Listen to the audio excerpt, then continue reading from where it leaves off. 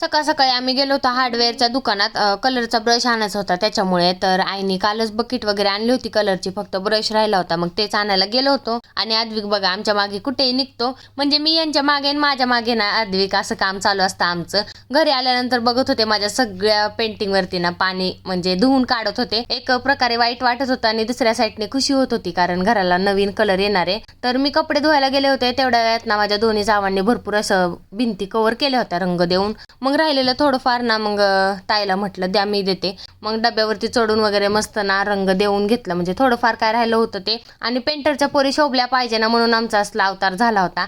म्हणजे लहानपणापासून बघत आलेली पेंटिंग, म्हटलं चला थोडंफार काय ट्राय करूया. आणि छान झाली होती पेंटिंग मस्त. आणि आमचा आद्विक ना, मी काही काम करायचं म्हटलं की त्याला रडायला येतं बरं का.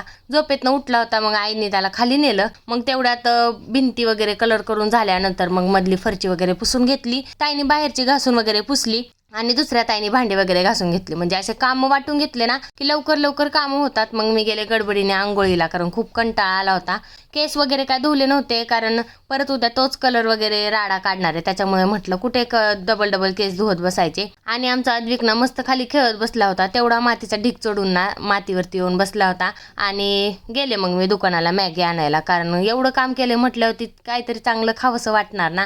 मग मस्त लेकरांना कमी तिखटवाली मॅगी केली आणि आम्हाला फोडणीची मॅगी केली. मॅगी वगैरे खाऊन घेतली. आणि बघा असं काही घर दिसत होतं, खूप छान वाटत होतं. आणि टीव्हीच्या मागे ना थोडासा वेगळा कलर द्यायचा आहे, पण ते नंतर लक्षात आलं. म्हटलं ठीक आहे उद्या देऊया. आणि मग सगळे निवांत झाले आणि आमची देवांशी अशी डान्स करत होती. आणि आज नवरात्रीचा 4था दिवस होता आणि रंग होता पिवळा.